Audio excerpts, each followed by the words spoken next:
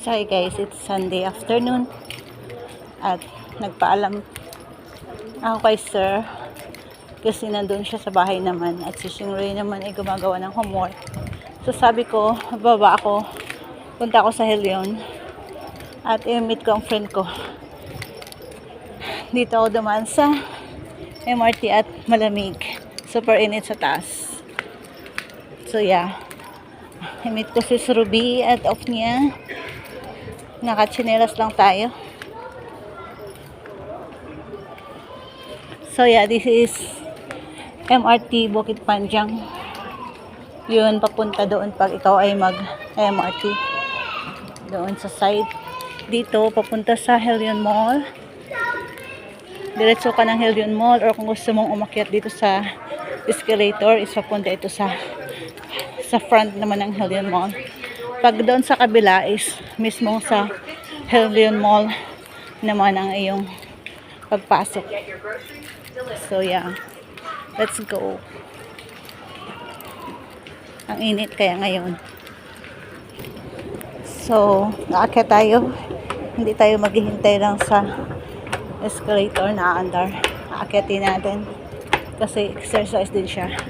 Maganda siya sa tuhod. Mataas siya guys. But, kaya natin to. Ang init na sa taas. Tingnan nyo guys sa kalsada. So, init na.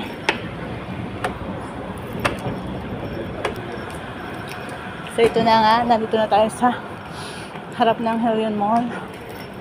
At ang init na guys. Oh, tapos na yung ano dito. Kanina lang may event dito. Ngayon, naka-off na. So, yun ang LRT, Bukit Panjang LRT. Mga bike dito guys. Parking ng bike. Pero maraming CCTV. Kaya maraming matang nakatingin sa'yo. Huwag kang magkakamaling nanakaw. Diba guys, iniiwan lang nila dito. Wala namang gumagalaw. Dapat yan nilagay doon sa parking talaga. Naubusan na yata ng time. Kasi timer lang yan. So yeah, let's go in at ang init.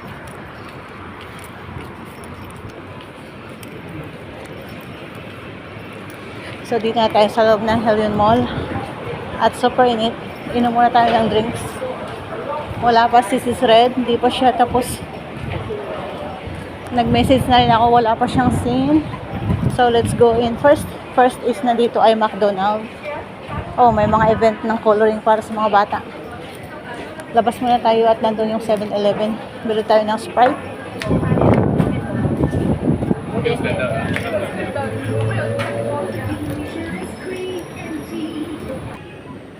So may Mountain Dew na lang tayo guys.